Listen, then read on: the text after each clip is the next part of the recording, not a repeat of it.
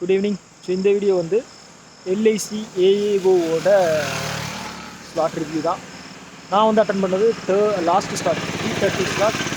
எக்ஸாமை பொறுத்தளவுக்கு ஏஏஓ அந்த ரேஞ்சில் வச்சு பார்த்தோம் அப்படின்னா எக்ஸாம் எப்படி இருந்துச்சு அப்படின்னா ரீசனிங் வந்து ஈஸியாக இருந்துச்சு, குவான்ஸ் வந்து மாடரேட், இங்கிலீஷ் வந்து மாடரேட்டாக தான் இருந்துச்சு. இங்கிலீஷ் வந்து குவாலிஃபைங் நேச்சராக இருந்தாலும் கொஞ்சம் மாடரேட்டாக இருந்த மாதிரி தான் இருந்துச்சு எனக்கு.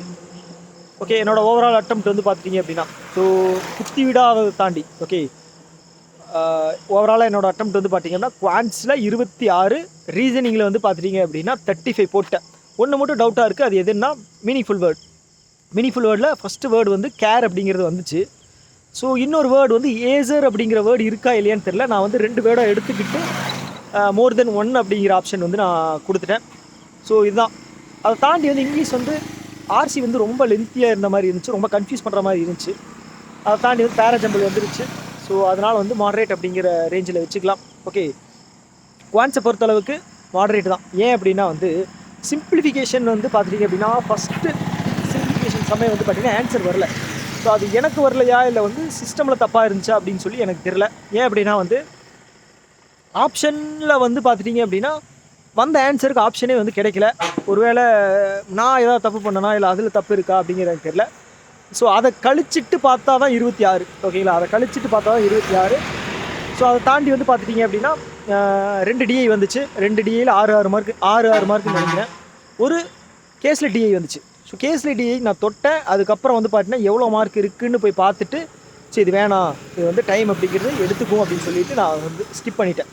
ஓகே, கேஸில் டிஐ வந்து 3 மார்க் வந்துச்சு. ஸோ அது வந்து டைம் வந்து நிறைய பேருக்கு தொட்டிருந்தீங்க அப்படின்னா நிறைய டைம் வந்து கன்சியூம் பண்ணுற மாதிரி இருந்திருக்கும். ஸோ அதனால் நான் வந்து அவாய்ட் பண்ணிட்டேன்.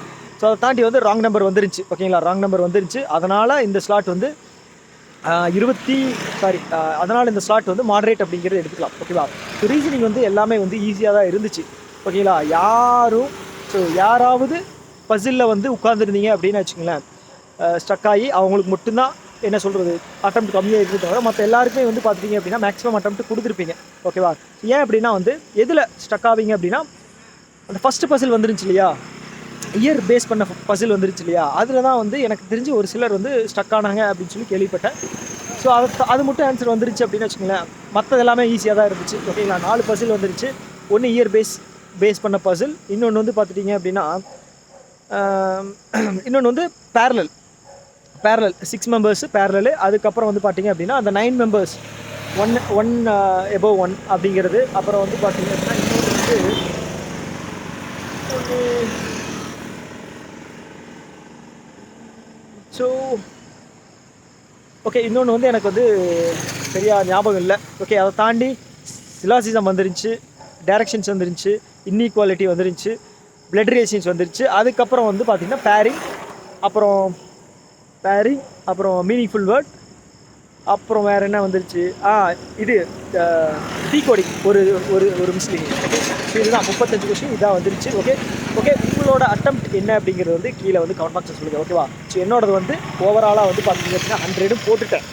ஆனால் வந்து 70 மார்க்குக்கு 60 அட்டெம்ப்ட். ஓகேவா, 70 மார்க்குக்கு 60 அட்டெம்ப்ட் அந்த மாதிரி போடுங்க. 70க்கு எவ்வளோ அப்படிங்கிறது போடுங்க. ஓகேவா, ஸோ ஃபுல்லாக அட்டெம்ப்ட் பண்ணதை போடாதீங்க, 70க்கு எவ்வளோ கரெக்டாக அட்டெம்ப்ட் பண்ணீங்க அப்படிங்கிறது மட்டும் போடுங்க. ஓகே, அதைப்படி தான் வந்து நம்ம ஓவரால் அனாலிசிஸ் அப்படிங்கிறது பண்ண முடியும். ஓகேவா, ஓகே, ஸோ அதை தாண்டி வேறு என்ன குறை இருக்குது அப்படின்னு பார்த்துட்டிங்க அப்படின்னா ஸோ முடிச்சதுக்கப்புறம் வந்து ரொம்ப டிலே பண்ணாங்க. ஓகே, ஸோ எனக்கே வந்து நான் லோக்கல் தான், கோயம்புத்தூர் தான், அதனால் ரொம்ப என்ன சொல்கிறது டிலே ஆயிடுச்சு வீட்டுக்கு போகிறதுக்கே. போய்கிட்டு தான் இருக்கேன். ஸோ மற்றவங்களுக்கெல்லாம் வந்து பார்த்துட்டிங்க அப்படின்னா வீட்டுக்கு போய் சேர்றது வந்து ரொம்ப கஷ்டமாக இருக்குது. ஓகே, நாளைக்கு காலையில் கிளரிக்கல் எக்ஸாம் இருக்கு இல்லையா, அவங்களுக்கு அந்த காலையில் ஷிஃப்ட் இருக்கிறவங்களுக்கு வந்து ரொம்பவே கஷ்டமாக இருந்திருக்கும்.